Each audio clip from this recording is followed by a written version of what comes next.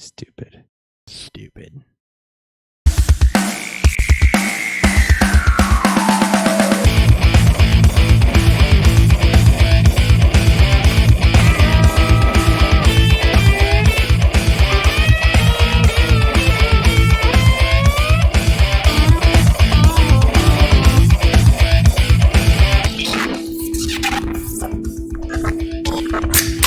I was a little early on that graphic transition. Welcome to Beerfield Fantasy Football.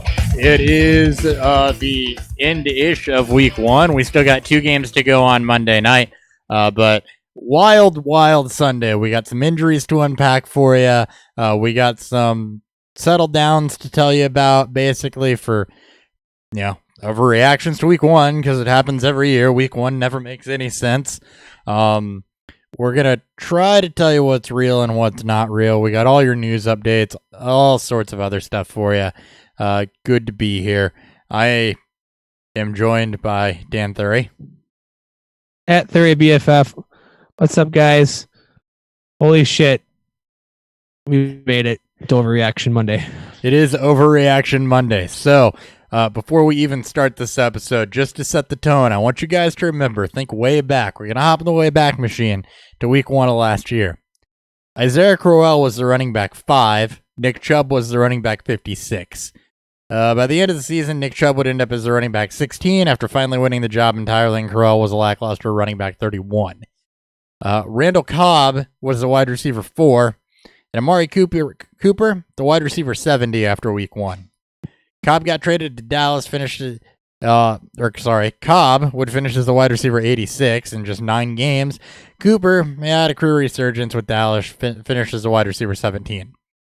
Ryan Fitzpatrick was your quarterback 1 after week 1 of last year. Matt Ryan was quarterback 22. Matt Ryan would go on to finish as the quarterback 2, and Fitzpatrick got benched for Jameis Winston.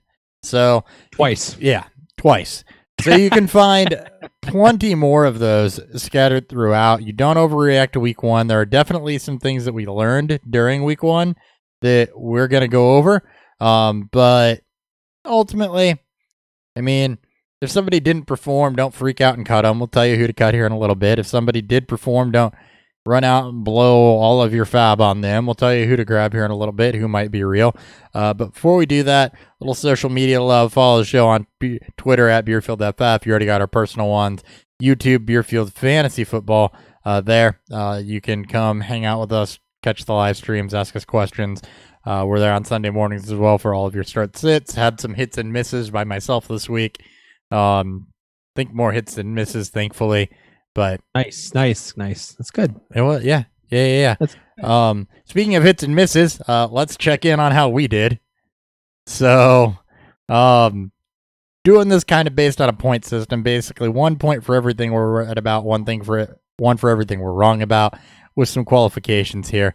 So for starts to be right, they need to finish in the top 30 as a running back or wide receiver, or within the top 15 as a quarterback or a tight end. For sits, you need to be outside of the top 24 for running back and wide receiver, outside of top 12. Basically giving some leeway for like that middle ground where you don't feel great about it, but it wasn't the worst thing. For streams, they need to be inside the top 30 for the bigger positions, top 15 for the smaller ones. So, how did we do? I ended up with 8 points.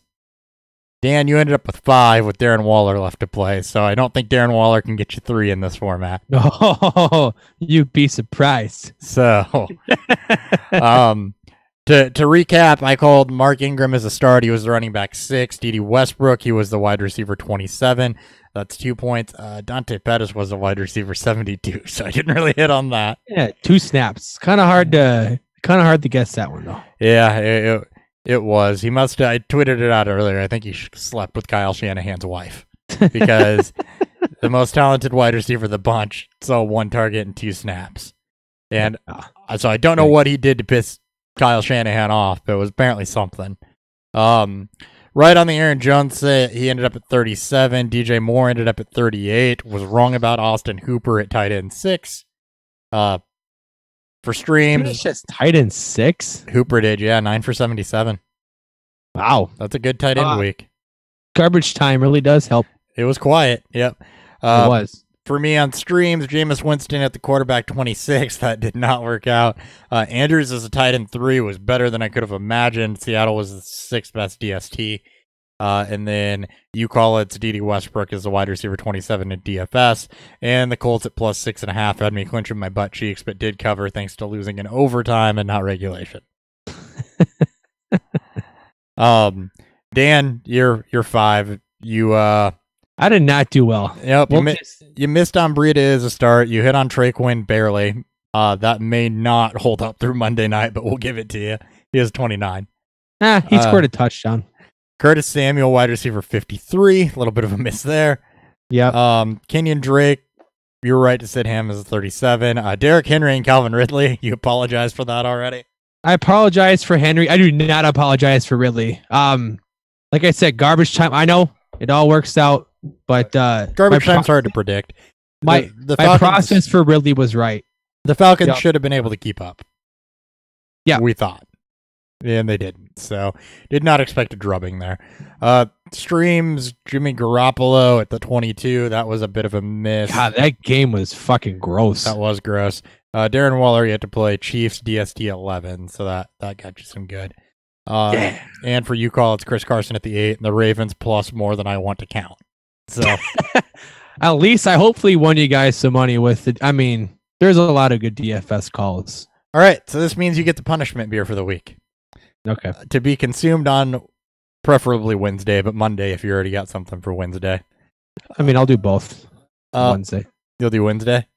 I'll do Wednesday, and I'll just do my own beer, and then I'll also consume the punishment beer. Oh, you're going to drink 2? Yeah. Okay, you're going to review 2? I mean, I can. You got to review the punishment beer. All right. That's where the comedy aspect comes in. Ah, nice. I love it. I would like you to pick up yourself a nice Stag Tall Boy. Oof. Or Small Boy or whatever you can get in an individual. Okay, I figured. That's the goal here, is to hit something you can get in a Tall Boy or a 40, so you're only paying like $2 for whatever crap you're getting and you don't have leftovers. So Dan will be reviewing Stag either Wednesday or Monday, probably Wednesday. It'll be Wednesday. So Dan will be reviewing Stag as this week's punishment. We will give it another go this week to see who can do what. We should total this up at the end of the year and see. Oh, no, we will. I'm sure we'll keep track somehow. Maybe we'll get a title belt or something. Ooh, just for fun. All right, let's get into. We just talked beer. We know what Dan is drinking on Wednesday, or at least part of what he's drinking on Wednesday. But what is Dan drinking today? And really, what am I drinking today? What's fueling Beer Fueled?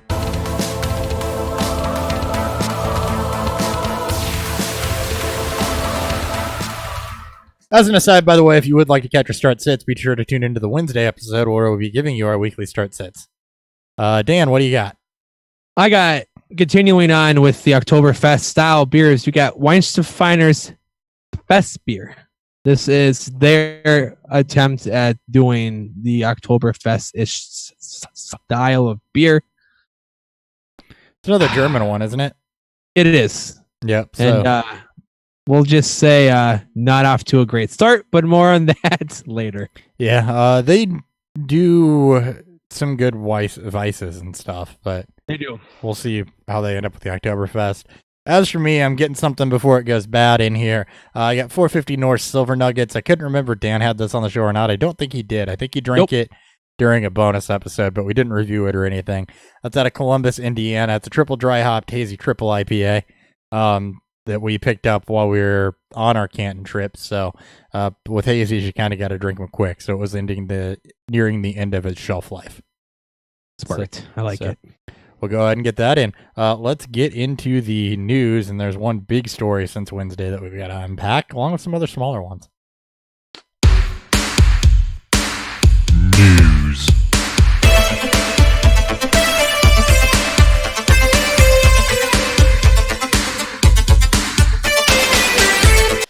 All right. Kiki Kuti inactive for tonight's game against the Texans. If you're watching this on the live stream, you can catch it in time. Wanted to get that out there outside of the hangover segment just in case. The Patriots released tight end Lance Kendricks to clear a roster spot for Antonio Brown. With Ben Watson suspended, Ryan Izzo was used primarily as a blocker, and I'd expect that's how they use their tight ends now with 3 wide receivers to feed, plus all those running backs.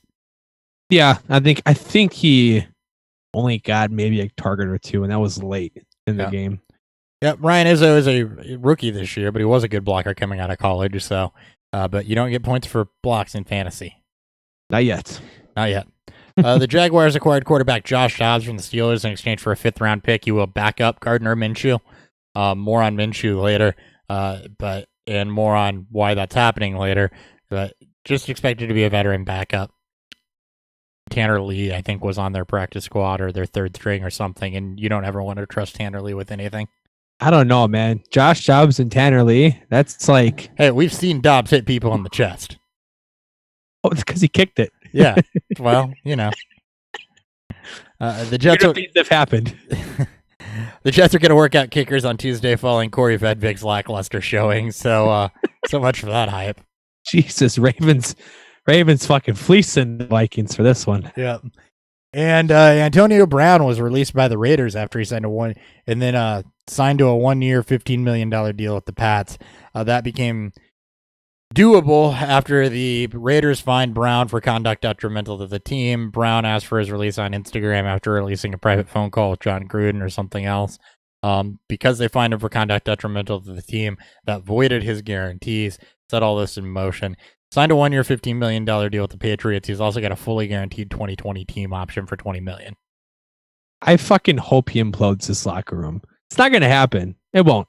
Because if there's one thing that's going to keep him quiet, it's playing with the greatest coach of all time and having the easiest path, not only the playoffs, but probably the Super Bowl. Yep, and quite honestly, I mean, his dynasty value's got to be in question. If you're a win now team, go out and buy him. Don't overpay, but go out and buy him. He is. I mean, we've seen people go to New England and succeed. Randy Moss, when they still had some prime years left. Antonio Brown is on the other side of 30, but he's still got some good years left. And we've seen people go there and die too. So, Chad Johnson, yeah. There's been others, but yes, there has. Ultimately speaking, Antonio Brown should be very, very viable in fantasy. He's going to have to split his touches. So while he is going to be a wide receiver 1, I would imagine I would expect it to be more back end and expect that to progress slowly. He's probably going to see limited work with them against Miami, just game script and playbook withstanding. Probably going to be 2 to 3 weeks before he's up to full speed. Yeah. I mean, it is tough because, they kind of eased in Josh Gordon because he showed up to the team late a little bit. I guess it was right before, I think, week 2 of preseason. It just depends because it sounds like Demaryius Thomas could be on the way out. It's tough to know what this does. The good thing is that Sony Michel should see ridiculous running lanes because I don't know how the fuck you're going to stack the box. I don't either. Brown, Gordon, and Julian Edelman as your 3 receivers. And Dorsett had a really good game too. So yeah, Dorsett, who's going to get fucking linebackers on him. Yeah, and it's yeah. Good. Tom Brady, top 12 QB now. You think? Yeah, probably. I mean, he's what? He finishes a top 6. Yeah, I don't know. That defense was really good too, so I don't know how game scripts are going to work out there, especially playing in the AFC East. I think that might be the one thing that gets in the way is you've got 2 teams with budding offenses, 1 team with nothing to even live for, and they play them 8 times. So that might work against him, but that's the only negative narrative I have now. He looked great. Yeah, it sucks, but hopefully maybe they'll retire all after this. Maybe yeah, no, they won't. Yeah, no, they won't. Anyway, all right, let's check in on our hungover people. Hangovers.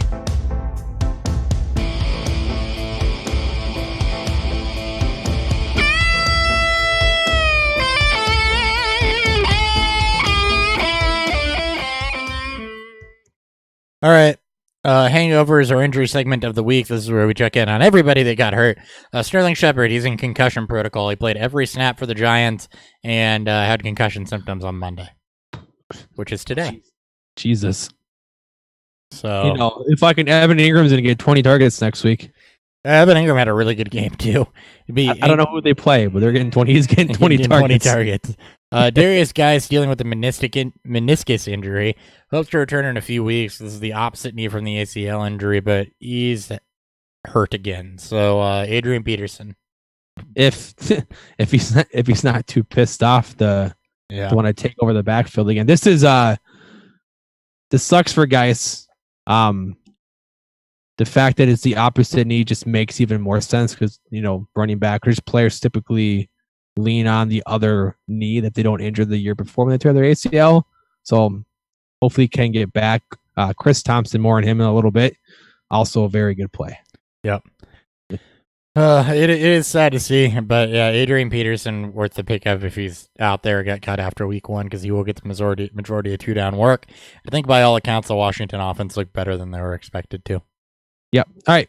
Before we move on to Devin Funches, and who cares about that, we got a question here. Sweet. Coming from Fizz. He's up 20 points. He's got Kamara and 2 spots to fill. Which 2 does he pick out of Duke Johnson, Will Fuller, and Tyrell Williams?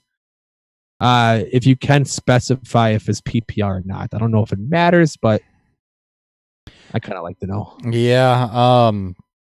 Up 20? I don't know that it matters too much, but I would say you want floor more you want so than floor, so I would probably go Tyrell Williams, who will be the one there, and Duke Johnson. Duke Johnson, I think for sure. I don't know. I think you can honestly do a coin toss between Fuller and Tyrell. Tyrell should get more targets, but Fuller has a better shot at touchdowns. Well, it's what you said, though. You want floor, and touchdowns are generally 1 fluky, and 2 Fuller is very, very more boom than bust, but he has some of that ability to him. And I think Williams operating as the 1 probably has. He's got Kamara. I'm sorry, he has Kamara. He has Kamara.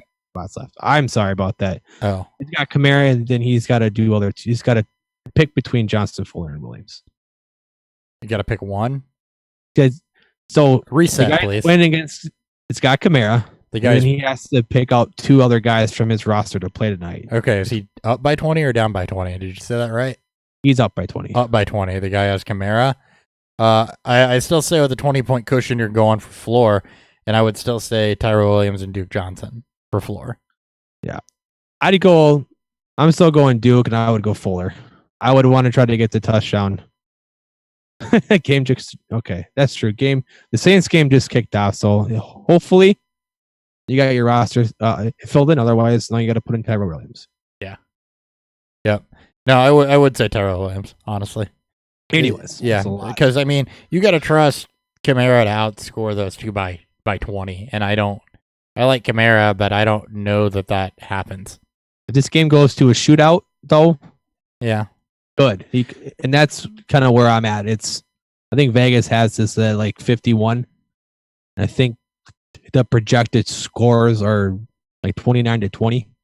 So either way, we'll see. Moving on. Devin Funches placed on IR with a broken collarbone. He could be activated later in the season.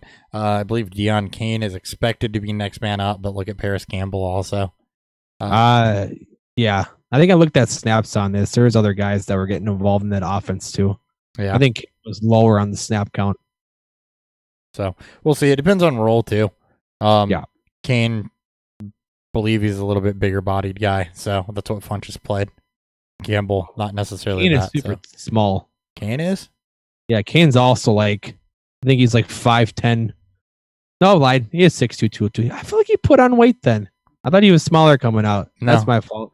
Nope, he wasn't. I was going to say, it wouldn't be the first time I was wrong about that, but I didn't think I was wrong about that. So that's fair. I mean, that was more of the Funches role, was to be the big body. So that's why I'm leaning Kane, especially, Chester Rogers doesn't fit that. So yeah. Well, they got Chester Rogers and Zach Pascal and Paris Campbell. All 3 had more snaps than. Yep. All right, Zach Pascal. Let's call that Zach one.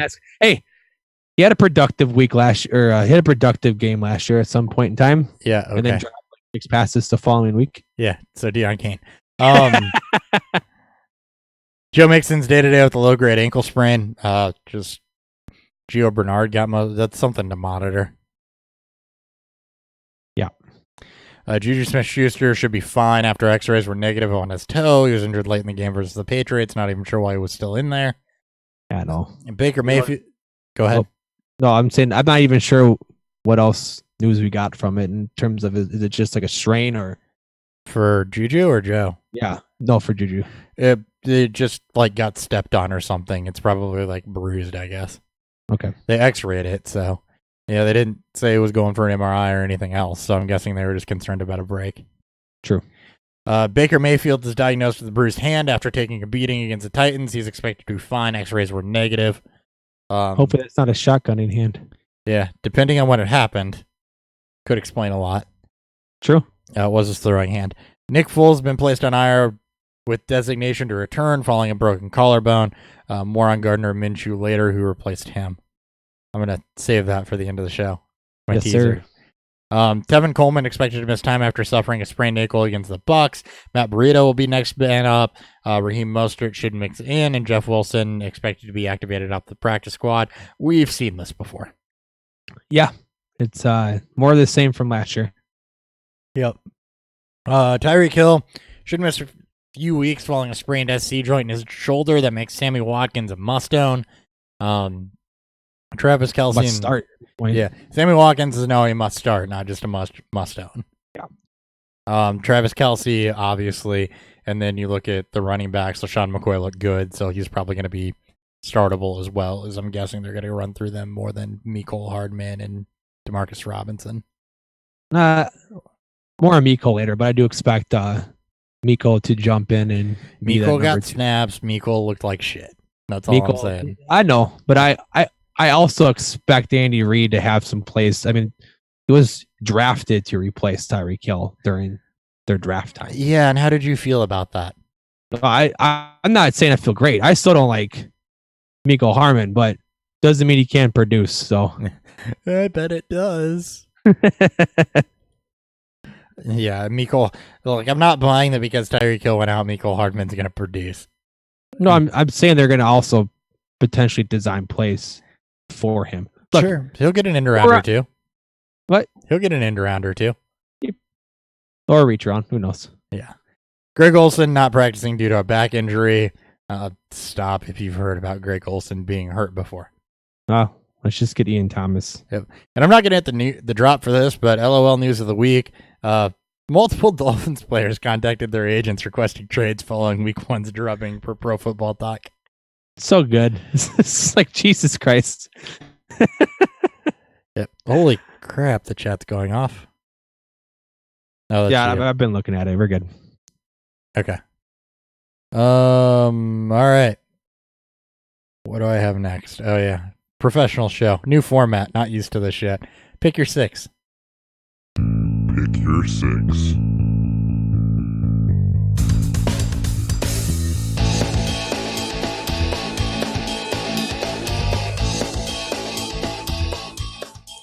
All right, pick your 6. Doing things a little differently this year. We're gonna each take 3 storylines we want to talk about. We're going to talk about them. We're not going to go game by game.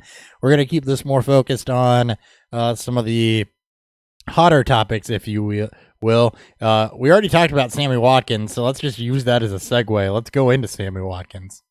All right, so he comes off of his best game of his career in terms of fantasy-wise. 9 for 198, 3 touchdowns and 11 targets. He got going early and often. He did this against arguably one of the best secondaries of football. It was either AJ Boye or Jalen Ramsey who was facing all game. I think I saw on almost 65% of his routes that he ran and puts up this type of number.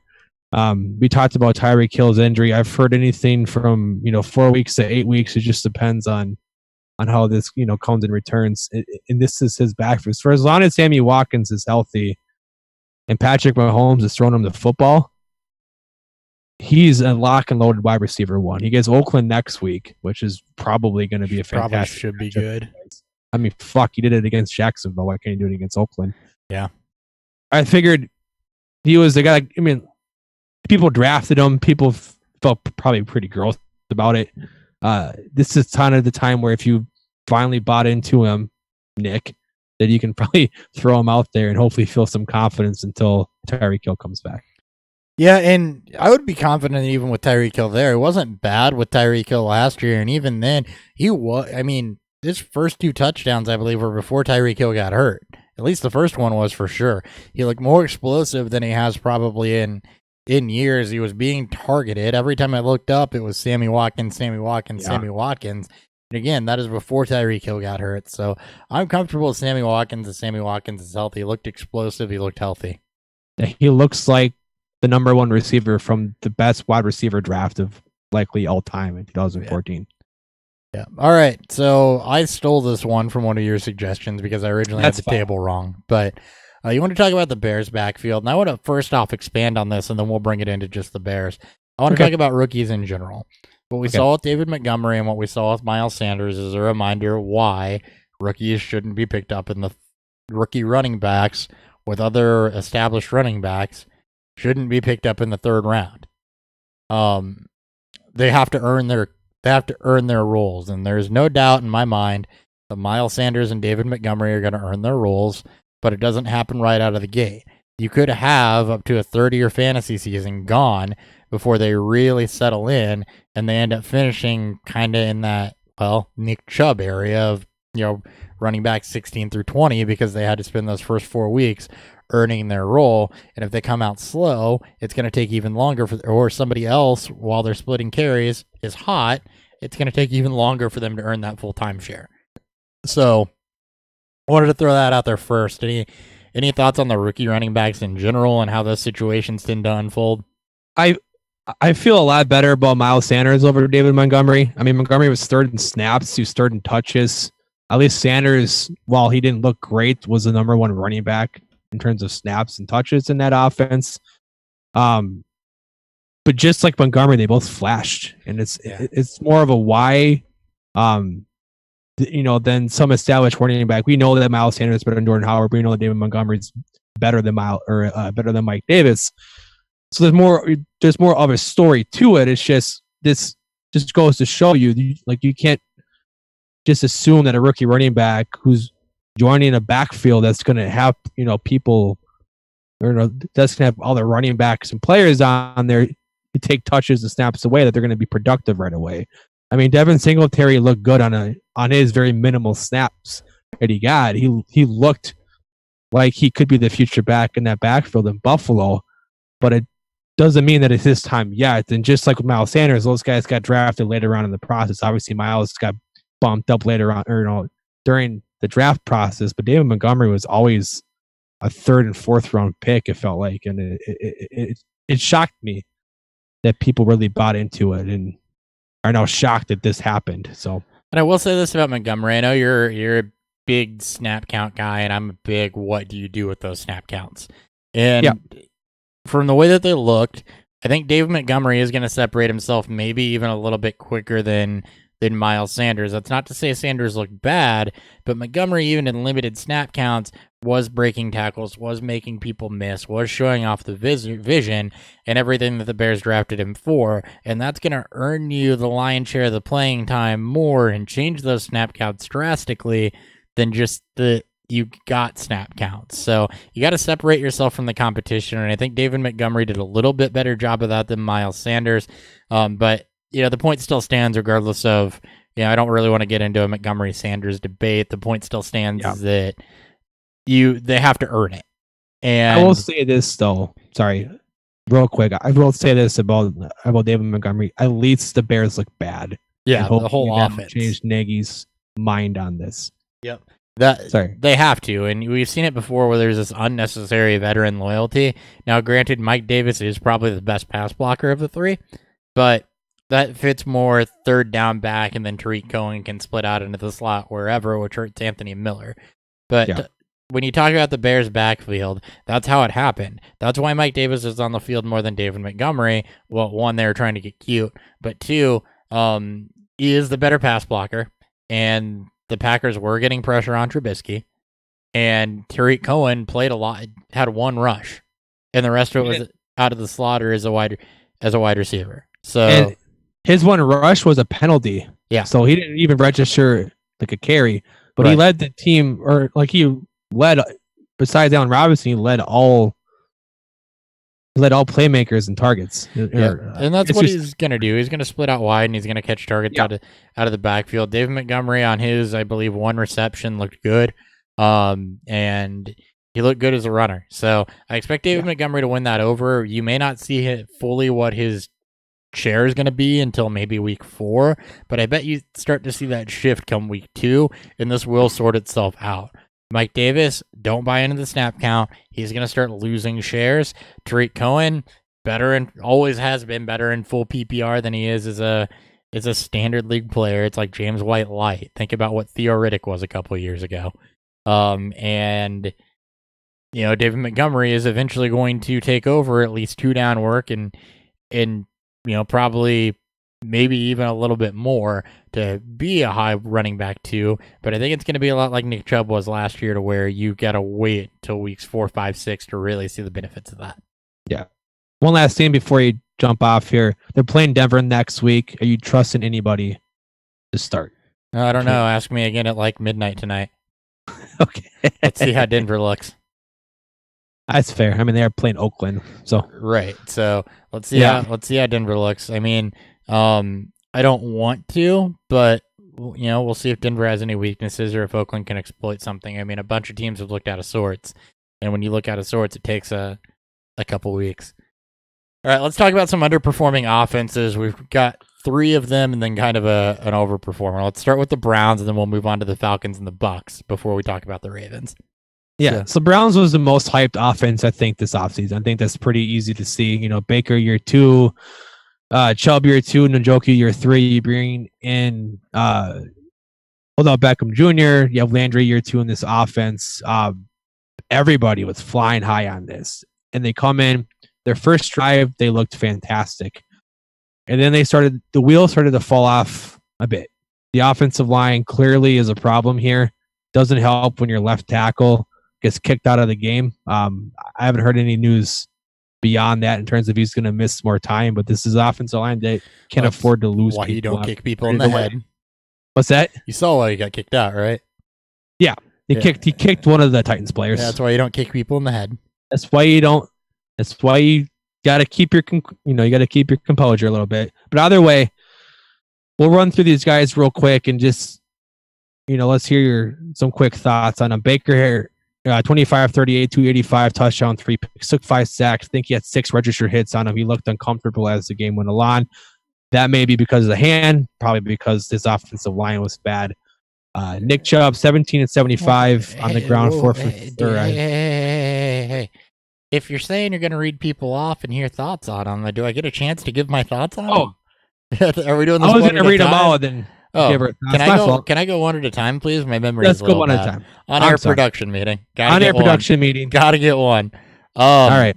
So Baker Mayfield to me looked like he was pressing. He looked like he was trying to force throws, trying to hold on too long instead of taking what the defense was giving him.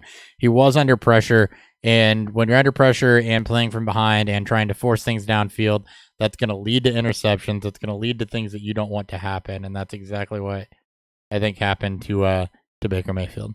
Yeah, he's every bit of what he was in college too. I mean, that's who Baker is. He takes chances. Yep, it's gonna be that's so.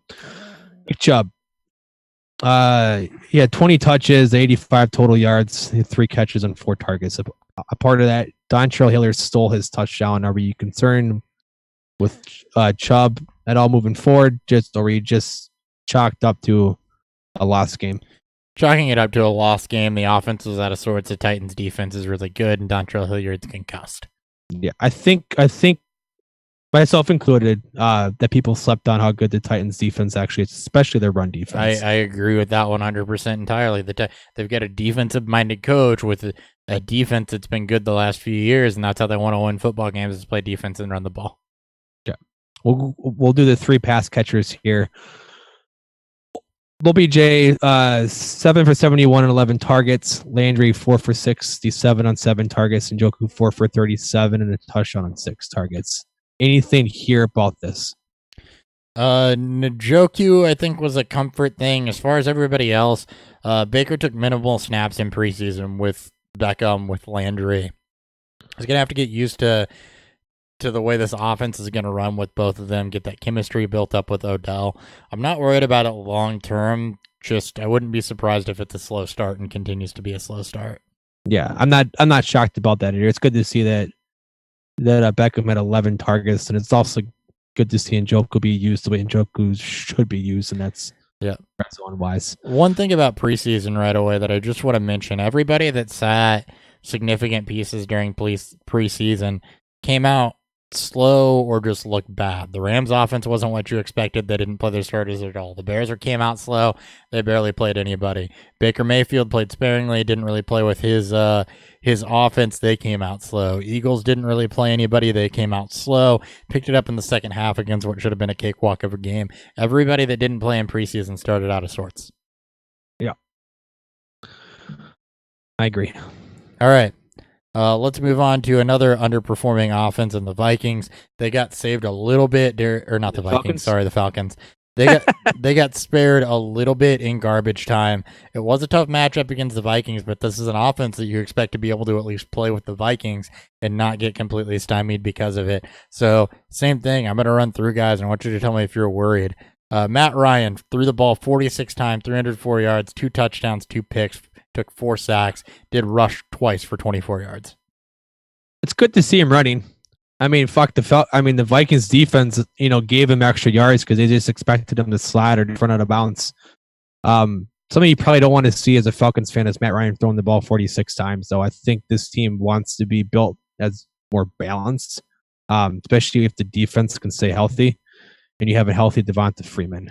Yeah. Now, he did still manage to give you a fantasy relevant day with the 2 late touchdowns and 300 plus yards. So there is that. That's what you want to see, especially against a good defense, even if the Vikings defense played a bit softer in the second half. Yep. In the running game, you had 1 target for Ito Smith, carried the ball 6 times for 31 yards, just 8 rushes for Devonta Freeman on 19 yards, 4 targets for 12. This is probably a throwaway game, but it's something to take. No one should be shocked that Smith got worked. Freeman is not going to get 70+% of the opportunity in this offense. I think game script probably hurt him. Game script hurt him a bit too. That's also why it's a throwaway. They were down early and they just kept going down further. So that's why they only ran the ball 14 times. Yep. All right. We'll get a tight ends and we'll 3 pass catchers. Austin Hooper, 9 targets, 9 receptions, 77 yards for a guy that really had to take on a decent Viking secondary. I thought he performed well, even if it was garbage time. I mean, that's what you want to see. It's depends when he got all those, catches. Was it during? I mean, they were down, I think, 14 points by their 3rd drive. So it was in that pass happy offense mode already. I think early on in the game, which bodes well for Hooper if he can remain game script proof. But second on the team in targets, by the way. That's just as important to see. I think people were riding high on Ridley as the number 2, and I think people, and especially in the offseason when the coaches were talking about Hooper and him becoming that very trusted guy that they can use in the passing game and be that potential number 2 guy to Julio Jones. I guess maybe 2A and 2B with Calvin Ridley. Yep. All right. Speaking of Calvin Ridley, him and Mohamed Sanu both saw 6 targets. Ridley was 4 for 64, Sanu 5 for 57. Ridley did get a touchdown. Jones also caught a touchdown on 11 targets, just 31 yards. That probably saw Xavier Rhodes most of the game, I would guess. Yeah, I mean Rhodes kept him in check. 6 for 11 for only 31 yards. That's what Rhodes really does. Good game for. That's a really good game for for a corner on Julio.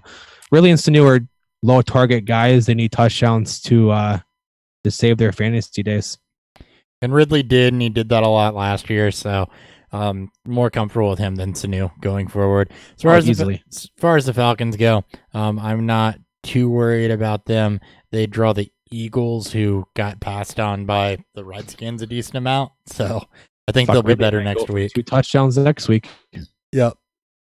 All right, and then the other offense to talk about is the Buccaneers. Everybody expected big things out of the Buccaneers, but I think the thing most of us forgot to take into account was how bad that offensive line is. And that's one of the games that I watched the entirety of. And Winston was under pressure a lot. He was having to dance around a lot, move a lot to get away from that pressure, and that led to picks for him. And that's the thing that he's going to have to calm down on. And to start Jameis Winston, you're going to have to be a little bit more targeted on that. I thought that Chris Godwin with a touchdown, he at least performed decently, but I think generally most people were concerned about this. And the other thing to take away from this game is I think that the 49ers had a relatively underappreciated pass rush. I mean, yeah, bad offensive line, but Jameis was under pressure. He took 3 sacks. He was under pressure a lot more than that. I mean, they spent, three or four of their last first-round picks on defensive linemen. You would think by now this would be a top 12 pass rush unit. So that's, again, not as surprising. As for Winston himself, I mean, this is what we've seen from him. He's a very high money throws, high danger throws, high interceptable passes, but you would have expected more from this offense. Mike Evans was dealing with being sick, also I think with quad issues as well. So not completely shocked about his quiet day. Good to see Godwin get into the end zone, but this is extremely lackluster from what was the more popular game to stack in DFS, and just all around people expected more from this game. It was. The Bucks get not a much easier pass rush than the Panthers next week, but should be at least a little bit easier. And then they get the Giants the following week. So week 3 is probably, I'd probably cool it on the Bucks next week, then take a look at them in week 3. As potentially more starts of the week. It's a new offense. They're going to have to get used to that. Jameis is going to have to learn where his hot reads are. But, I mean, with all the dancing around and running around, he was doing a great job avoiding pressure and sensing pressure. He's just got to reel it in where and when he's throwing it. And I don't think the wide receivers helped him out a whole heck of a lot as far as contested catch rate went. So, throwaway game for them. I'm not ready to sell them upstream just yet. Gonna have to get into that week 3, week 4 time frame before we start really seeing what teams are. So I'm not ready to let go of them yet. No, I'm not gonna write this off yet. This is probably more or less people sleeping on the Niners and people needing to be a little less optimistic on this Bucs offense the first few weeks of the year. I mean, it's week 1. It's overreaction Monday in week 1, by all means too. So it's, if you want to go out there and kick the tires on guys like Godwin and Evans, and OJ Howard, do it. By all means, do it. Because I expect they'll have better seasons. There's going to be better games than this. That was a rough showing. But again, when you get limited preseason work in a new offense and you're under pressure all game, that's kind of going to happen. Yep. One more thing to talk about in this segment, that is Lamar Jackson. He had an incredible day, but I think that I don't know what type of spin you're going to take on this, so I'll let you talk first, but then I'm going to pour a little bit of cold water on it. Not a lot, but a little bit. There's not really much of a spin here. It's just trying to figure out what to do here, because you have Lamar Jackson is a better passing truther taking victory laps week 1. And everyone forgets that it was against the Dolphins. That's it. That's it right there. The biggest question is this more Lamar Jackson or is this Miami Dolphins being in full tank mode? Now, what Jackson did was incredible, though. 17 to 20, 324, 5 touchdowns. Only ran the ball 3 times for 6 yards. When everyone's wide open and your offensive line is giving you protection 6-7 seconds at a time, and Marquise Brown is given a 5-yard cushion to go do whatever the fuck he needs to do. After getting behind everybody. Exactly. This probably speaks more to how bad the Dolphins are. It's good to see Jackson put together a game like this because it shows that he can be more. It shows his upside. Little bit of like that Trubisky-esque what we saw last year when he put up 6 touchdowns against the Bucs. But 16.2 yards per attempt and a perfect passer rating it's a great way to start for him. It's showing a little bit of that Russell Wilson to him. Yeah, that's pretty much how I was going to frame it up. I mean, Not to take anything away from Lamar Jackson, he was not missing the open receivers, and that's good. This is the type of game you can build confidence on. But he wasn't under pressure. His receivers were getting open. They were running wide open. The defense was giving him good field position, and you don't get to play the Dolphins every week. I want to see Lamar Jackson do this in a setting against somebody that isn't the Dolphins. I still want to see how he performs under pressure before we annoyed him. As far as under a pass rush, I want to see how he does when his receivers aren't open. Next week against the Cardinals should be a pretty good start. They got the Chiefs after that, should be really good. The Browns after that will be more of a test. Steelers after that will be a bit more of a test. They don't have the worst schedule, so I'm not going to be surprised, especially that first few weeks, if he continues to do this, especially for the next two. But when we get to those middle games, the Steelers is a game I want to see, the Seahawks, the Browns. That's when you're kind of, I think, going to see a little bit more how far Lamar Jackson really has come. I think at Pittsburgh's the game. I think divisional opponent on the road. They've been their rival for fucking God knows how long. And then the big one is at home against New England in Week 9.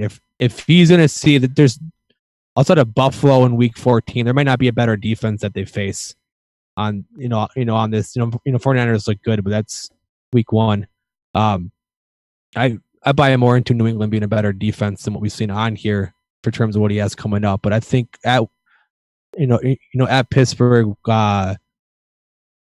Week 5 it's what I'm chalking down. If he looks good up to that week, I'll feel more confident. If he starts to struggle a little bit, obviously he's going to come back down to earth. He's not throwing 20 passes for almost 400 yards and 5 touchdowns every week.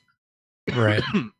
So, yeah, I'd expect him to have another good week though against Arizona for sure. Yeah. All right. That's all we got for our pick your 6. So that's what we most wanted to talk about. Let's go ahead and look through some beer goggles and see who we're picking up and who we're getting rid of. Beer goggles.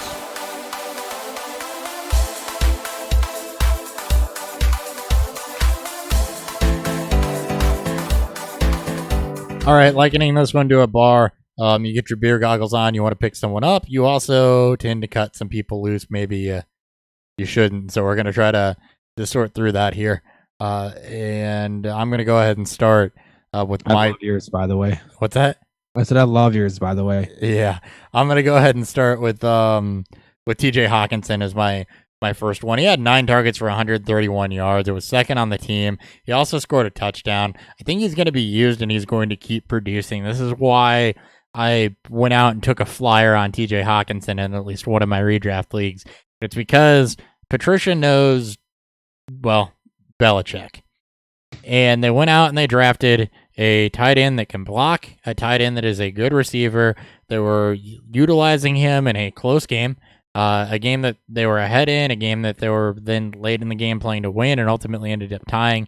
But he was used, he was targeted. That's what you want to see from a tight end, is that they're going to be part of the offense. And I think TJ Hawkinson is going to be. I think this is going to be a kind of an Evan Ingram type of rookie season where he continues to be relevant and, probably finishes in that OJ Howard, Hunter Henry, Evan Ingram sort of tier behind the elite 3, if you will, and continues to get utilized. So go out and pick him up. Yeah, he's going to be a TJ Gronkinson here. I think he's going to buck this don't start your rookie. Like, this is going to be the exception. This is what everyone's going to look back onto, is going to be what TJ probably does this year. Yep. In his rookie season. All right, you got another tight end that was my start of the week last week and performed really well early on in a blowout and did it without really the multiple touchdowns. So go ahead and talk about Mark Andrews. Yeah, so I expect this to not be acceptable for next week in terms of if he's going to be owned in over 60%. He's at 51% now. Speaking of Mark Andrews, he had 35% target share with Lamar Jackson when he was on the field. Caught all 7 of his targets with him for 105 yards. He got his touchdown reception when RG3 took over. He also gets the Cardinals next week, who gave up to Gronkinson over 100 yards and a touchdown. So I expect Mark Andrews to ride off this hot game into another one. Yep. All right, I went with John Brown. I had somebody else here that I decided to throw in the dynasty segment, but I went ahead and went with John Brown, who is only 35% owned, and he saw 10 targets. So double-digit targets for John Brown says that it's just over Cole Beasley, but that says that he is going to be utilized as we expected him to be with Josh Allen's big arm. He turned that into 7 receptions, 123 yards, and a touchdown against the Jets defense that at least should be league average. He's easily the best receiver on the team. He's not going to be threatened by Robert Foster as long as he's healthy. And he went out there and produced. So he's a guy that should be owned. That's not to say that you're going to start John Brown every week, but in matchups that are, average to favorable, you run him out there because this is what he can do. And it's a reminder of what John Brown is capable of that you didn't really get to see last season. Yeah, I mean, if people were talking about who is going to be the deep threat, people, mid off season, it was Robert Foster. They bring in John Brown, who looked fantastic, catching balls from Joe Flacco last year before Lamar Jackson got put in. If there's one thing that Josh Allen does well, and that's put the ball deep and let John Brown make plays on it. So this is good. This is also good to do it against a slept-on defense with the Jets. Yep. All right, you got Mecole Hardman. Not going to spend much more time as we slightly debated about it earlier on when we talked about Sammy Watkins, but I do expect him to be the second guy out with Tyreek out for a couple weeks. I think he's rosterable now. Second on the team in snaps is 78%. The game itself didn't look great, but you're going off of the potential here. He's not Tyreek Hill. We all know that, but I do expect Andy Reid to get a playmaker like Hardman involved, drawing up some plays. He could be a low-owned guy after this upcoming week. I can't remember who they play. They play Oakland next week. So there might be something here. I think this is more of a preemptive ad because if he has a blow-up week, good luck picking him up. Yeah. All right. For me, I'm not going to say anything else about Mecole Hardman. You heard my thoughts on him earlier. Ronald Jones is a guy that I want to look at. We all knew that Ronald Jones was going to have the chance to at least compete with Peyton Barber going into the season. We talked about that in our regular season reset last Monday. 13 attempts for 75 yards, one target where he looked completely explosive and a key moment at the time. I think there was like a 3rd and 18 or something, or 3rd and 17, and he picked up 18 on a screen pass. He looked explosive in space. It was a perfect play for him that showed exactly what you saw in college, where he could accelerate and set up his blocks well. 13 attempts for 75 yards, easily outperformed Peyton Barber. And if he does that for another week or two, this is going to be his job. It is something that he still has to earn, but I thought he did well and looked better than we've ever seen Ronald Jones look, and he's definitely worth a stash if he's still out there, which he should be in about 60% of leagues. Yeah, this is definitely not a bad preemptive pickup. I just said he looked the best out of all running backs. The dare talk about him being, the number 3 guy or the number 1 guy because he's a starter, didn't come to fruition. It's also good to see Jones used, in an offense that utilizes his skill set, put him in space and let him do his work. Yeah. Give him holes, let him do his work. And I expect him to look better as the season goes on. And I also start to expect to see the snaps and touches to go more into his favor as these upcoming weeks come. All right, and you've got a preemptive pickup yourself in Chris Thompson, who has performed when he's gotten the opportunity and been healthy. I mean, if he's healthy, you got to throw him out there. I mean, he's kind of like the Jordan Reed rule 26. I guess we'll put into effect. He led the team with 10 targets, caught 7 of them for 68 yards. I think he's a must-add in all PPR formats. Guy's likely out for a couple weeks at least, and will likely have a flex type of role. Even if Geis is back, he should have a role with AP. AP is not a pass catcher.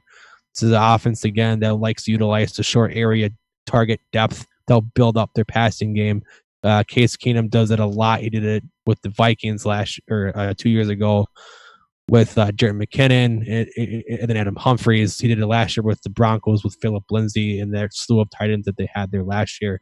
I do expect Thompson to be a weekly flex play And I think he's almost game script proof because he's such a reliable pass catcher and very reliable route runner out of the backfield. All true statements. Just one question for you. What rule number was that? Rule 26. That's Adrian Peterson. Is he 26? I thought Thompson was 26. Thompson's 25. All right. Rule 25. Looking at it right now because I thought he was 25 and then he made me second guess it. I thought he was 26. Yep. Maybe he used to be. No, Peterson's 26 and right. I think Geis is 29. Yeah, I think I've always been wrong. Yeah, I think so too. Normal. Yes. All right, into cuts. Who are we cutting loose? I'll go ahead and start since you got the last start. I'm going to go with Dante Moncrief, and you're going to hit on the other Steelers wide receiver here in a little bit. But Moncrief, well, he was targeted 10 times. He looked like absolute trash. He dropped at least 4 of those, which kind of has been the thing with Dante Moncrief. But I thought watching that game that James Washington just looked like the better wide receiver. He had position on cornerbacks multiple times when he was overthrown by Ben. Had it not been overthrown, he would have had an absolute monster game, whereas Dante Moncrief in key moments was not coming through. He's dropping passes, getting balls swatted away from him, wasn't really separating all that well. It just didn't look great. Yes, it was against the Patriots. He could potentially rebound, so this might be a little bit of an early drop, but I thought he looked a lot worse than James Washington in this game, and really what you're hoping for is who's the 2 there. And if I had to bet on it after week 1, it's James Washington, which is also how I felt towards the end of the preseason. I'm chalking this up to a throwaway. I mean, we can talk. I guess we'll just combine James Washington. He was one of my cuts. Yeah, he's number 4 in this team as of right now. As far as I'm concerned, in terms of snap counts, I know we can hit hard on what we believe in, but he's still behind Switzer. I think this is a game of, they took out Juju. They put Stephen Gilmore on him. He was pretty much shut down for the majority of the game when it was still in somewhat, competitive state. Moncrief got a bunch of short yardage work. Washington had one deep play that worked. I'm not buying either of these guys. I want to see this mix up kind of shake out first. I'm waiting for the week before. Hopefully we get things figured out. You want to do that preemptive pickup. I'm not buying either of them. I would have put Moncrief down with this, but I think I believe in him a little bit more. Opposite for me. Yeah, which is weird because it's here to hear you say praise to Washington. Well, you got to put him up against Dante Moncrief for me to praise him. If that's saying anything, so I mean, honestly, it might just be Switzer. I mean, Switzer it's become his new Heath Miller in terms of that reliable underneath target that he can use because they tried that with Jalen Samuels too, and he looked pretty meh. Everything looked pretty meh, but Samuels did not look great. Neither did Deontay Johnson. He was bobbling about everything. God, everyone was bad. We got a listener question, which kind of fits well this because it's a drop question. All right, this is from Danny. I believe he's a returning listener, returning viewer. So welcome back. His question is: would you drop? I'm assuming D.D. Westbrook, Matt Breida, or Justin Jackson for any of the following? Okay. Deshaun Jackson, no. T.J. Hawkinson, Mark Andrews, Jamison Crowder, Malcolm Brown, or Michael Gallup. There's a lot of great names there that I would consider. Who are we thinking about dropping? So his drops right now. Would you drop D.D. Westbrook, Matt Breida, or Justin Jackson for those following players? I think Justin Jackson's an easy turn for me with how good Austin Eckler looked. Yeah, Justin Jackson didn't look bad either in limited work, and I'm not sure who you're riding as your current tight end or what that situation looks like, but I would want one of Andrews and Hawkinson there. And I think Michael Gallup in that new look offense really showed out to where he could actually be a better snap up than, maybe Westbrook. But, Breida, we've seen him perform that offense. I'm not going to cut loose Breida yet as thin as running back is. It's tough because this is a really good waiver pool. I mean, D-Jax is going to always be boom bust. He's going to put up wide receiver 1 weeks like he did this week. He's also going to put up wide receiver 50 weeks. That's why I chose to ignore him. Yep. Hawkinson, I want to see beyond this week, but if I can roster him, I'm going to try to roster him. Same with Mark Andrews. Those two are just one and the same. Try to grab one. Jamison Crowder, though, we got to see what Adam Gase does for slot receivers in his time at Miami. I forgot where else he came from too, but Chicago. there's a lot to love there. He was responsible for Cam Meredith. Yeah, exactly. Right. Crowder had 17 targets, and he became an easy safety blanket for Sam Darnold. Robbie Anderson got he's got a Darren Waller currently. I would drop Darren Waller for one of Hawkinson or Mark Andrews. I don't think it matters what it looks like tonight, unless Waller completely balls out. That's tough. Yeah, I don't think it matters. I would.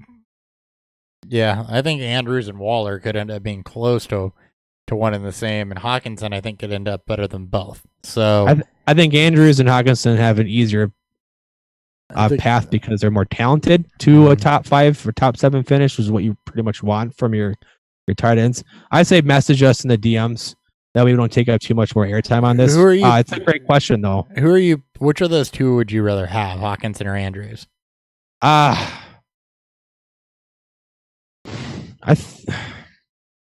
want to say Andrews. Sure. I think he's more. I think he'll have a higher target share, and I think he's more of the number 1 option. But ask me again in 2 weeks. Yeah, I think I'd rather say Hawkinson at this point because he has people around him and doesn't have to be the focal point of the offense. And that's a good thing. Target share, that is a good thing for a tight end. Well, target share is good. If you got somebody to take the pressure off of you and they're targeting you, then that's even better. And that's what TJ Hawkinson has. So I would tend to go that route. And then, yeah, I mean, there's a lot of depth there, though.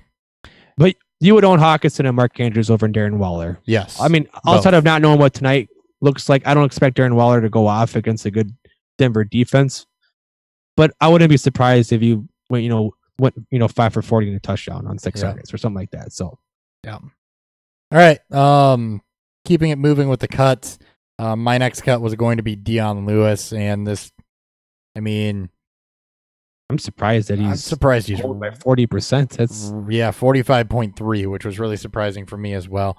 He continued a really, really bad stretch dating back to last year. Just 4 targets and 3 rush attempts, 10 total yards. He hasn't given you a game to be happy about since week 9 last season. Derrick Henry, on the other hand, had an excellent game. It's going to be Henry's backfield. We saw him use A.J. Brown. We saw him target Corey Davis. You're going to have a little, and Delaney Walker's back. I don't think there's enough there for Dion Lewis, and he hasn't shown that he can be efficient on minimal touches in that offense since early last season. So I'm saying cut ties with him. Yeah, I'm fine with that. I mean, in a game that started to look like potential game script his way, it's just all Derrick Henry. I think the death of Dion Lewis came in midweek last year. Yep. All right. Jane, no, you already did that. Tony Pollard. We'll go Tony Pollard. I wanted the softball because he's still owned in, I think, 51.4% of leagues. I also expect this to go down. Zeke will go back to his normal 80+% snap share, I think, starting next week easily. The only way that I'm going to keep Tony Pollard is if I'm the Zeke owner and I have enough bench spots where I can hold them without much issue. But we saw how that's done for guys who held on to Rod Smith over the years too. So I think it's time to end the Tony Pollard show. It was a fun ride for all of 2 preseason games. All right. I'm going to go ahead and say you get rid of Kyle Rudolph. And this goes a lot along with the Dion Lewis thing, where Kyle Rudolph also hasn't really given you something to be happy about. We just mentioned 2 tight ends that are out there that are worth picking up that are going to surpass him. Rudolph, I think at this point, is a streamer tight end that you need to have a plus matchup in a game that should be high scoring in order to really consider Kyle Rudolph, given what we've seen over the last, really season plus week 1 as far as how his usage is going to happen. I don't think he's worth being consistently rostered. Yeah, I think with the upside of what we saw with, guys like Hawkinson and guys like Mark Andrews, it's time to put the needle to the bed. Kirk Cousins threw the ball 10 fucking times. 10 times. And I think they're fine with that against what should have been a top 10, a top 10 offense, with Atlanta. This game should have been more of a shootout than or it should have been at least closer than what it was. Rudolph, I think, had a play called back due to penalty, but we're not getting 35 plus passing attempts on a weekly basis from Kirk Cousins. And when you have limited target share to go around, and you have guys like Thielen and Diggs eating that all up and Cook out of the backfield, I think the floor went under Kyle Rudolph. Yep. All right, Anthony Miller. As much as pains me, because I absolutely love Anthony Miller. I know that you feel the same way here. He played on just 22% of snaps. He's been banged out for most of the preseason, but he was left off the injury report. So I'm wondering if this is more that he's behind, or the fact that they just feel more comfortable with Tariq Cohen as their primary slot receiver here. I think at this point you can cut ties with him. He's clearly behind Taylor Gabriel, and he looks like he could be behind Cohen if he decides to play more out of the slot than out of the backfield. The Bears offense as a whole needs to look better for me to feel comfortable about them supporting more than one receiver. That their main guy is going to be Allen Robinson. And I think what we're going to see after that is just random performances and guys eating into each other's target share between Miller and Gabriel when Trey Burton comes back from his injury, and then also Patterson as well. So I think it's time to cut ties with all receivers without name Allen Robinson. Yep. I would agree with that. Anthony Miller's the guy who we might be talking about on a waiver show later on, but until this offense pulls their head out and Miller shows that he can be healthy and produce consistently, it's hard to do as much as we like him. All right, let's go ahead and give some dynasty love to a couple players, and then we will call this one a show. Yep. Dynasty Darlings.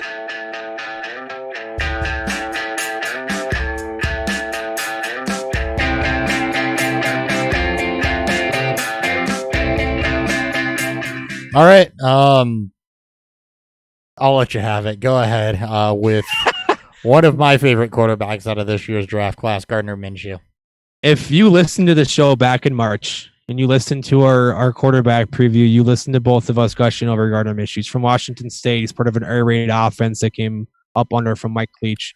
We're starting to see the surgence of air raid type of quarterbacks being successful in the NFL. This is strictly for just super flex leagues. Obviously, if you want to pick them up in a single QB, by all means, you just don't need to.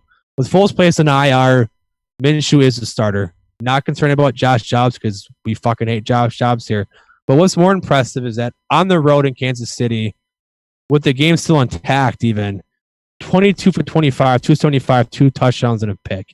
Completed his first 13 passes in a row, and these weren't just short yardage passes. He connected downfield. He took advantage of what he saw, and you got to see a quarterback who, yes, is going to have down weeks after this, blow up in what could have been a completely lost game for him. I'm excited for this. I had already preemptively picked him up in super flex leagues, my dynasty leagues, because I never really believed in Nick Foles long term for this team. So I'm fucking pumped. I know you feel the same way. Yep. If people want to go on Twitter, they can see your tag name now. It's Gardner Minshew season. So go ahead and say some words for our new beloved. Yep. So Gardner Minshew, as you mentioned, he came into the game when it was still close and performed really, really well.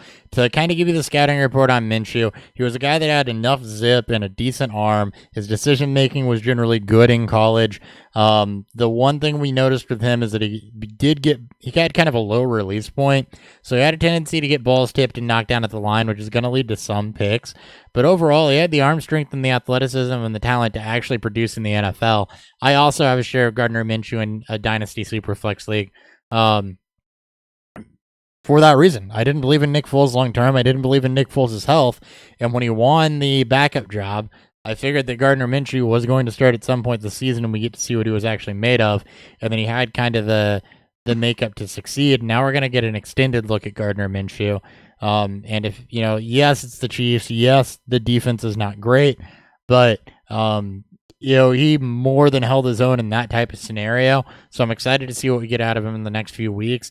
And he does have some legs about him too, in order to pick some stuff up on the ground. So he's going to be a good watch. Yeah, and it's I don't know what what post 2019 is going to look for him, but as of this year, he's worth a pick. He's even worth the pick up in Superflex 2 QB leagues and just redraft leagues. He's going to be a very popular pickup in Scott Fishbowl.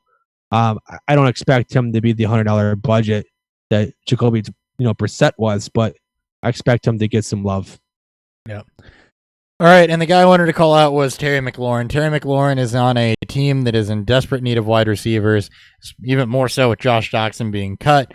And he went out, played with Kelvin Harmon and Trey Quinn for most of the game, saw 7 targets. He caught 5 of those, including a 69-yard touchdown. Could easily be the type of field stretcher most offenses love, but he's also a plus route runner and could work underneath.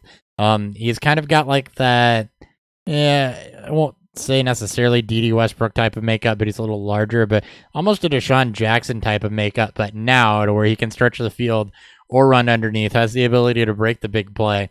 And I think that, the fact that he was on the field a lot and targeted a decent amount for a Washington offense that outperformed in Dynasty, if he's not owned, which he should be, you've got to stash him. And, really, if he does this another week or two, you're going to have to look at picking him up in redraft as well. So he's just a guy that I think a lot of people liked in Dynasty leagues but didn't love. And I think this kind of helps, take that to the next step. I think he's going to start to win people over. Yeah, I mean, number 2 in snaps in this game, he was 93%, right under Trey Quinn, who was at 97. He had a 70-yard, I think, touchdown that got called back due to penalty. The fact that Case was airing it out right away looked great. The fact, I fully expect Dwayne Haskins to do the same thing when he eventually takes over this backfield or this quarterback Case job. Keenum keeps playing like that. Haskins ain't taking over. Well, I don't know, but if they're losing games, I don't think it matters. I think you'll want to eventually put out your quarterback of the future if there's no playoff hope there. But I do completely agree. This is a potential shining star if him and Trey Quinn can continue to produce in those type of game scripts. To the Haskins point, if he does end up starting, there's already chemistry there. They played together in college. So exactly. We got one last question before we get out here. Danny wanted to ask one more. What are your pregame predictions for Josh Jacobs? Like, what do you think he's going to do? Against Denver, what should be a good run defense. Probably in the neighborhood of, I'd say a good game for Josh Jacobs against that defense is probably going to be 50 on the ground and 1 to 2 targets. I don't think he gets all of the work, but it's a tough defense to run again. So I think you just kind of want to see a middling, kind of mediocre performance out of him to feel good about it. So I'm not expecting a blow-up game, but I think floor-wise, you're probably looking at, 1 reception, maybe 2 targets, and my guess would be probably 50 to 60 yards on the ground. Yeah, I think that would be a high-end game. I mean, obviously, you're going to hope for a touchdown in there. I don't expect to see a lot. With Brown gone, there's not a player there that's going to make a defense quiver. You're going to probably see more stack fronts than light fronts. Dwayne Washington's still a thing there. I expect Jalen Richard to lead the backfield in targets. I don't see an upside from not this especially game. What's that? Said not this game. Not this game. You as well, Danny. Good luck in yours too. And if you got any other questions, man, just feel free to hit us up in the DMs. I've gotten better with checking the show page. Yep. And always show up on YouTube. We like answering questions on air as well. Exactly. All right.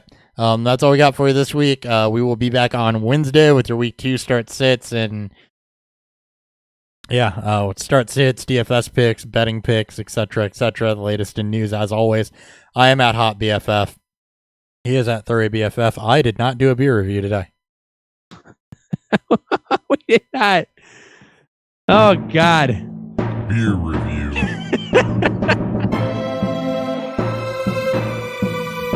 Huh.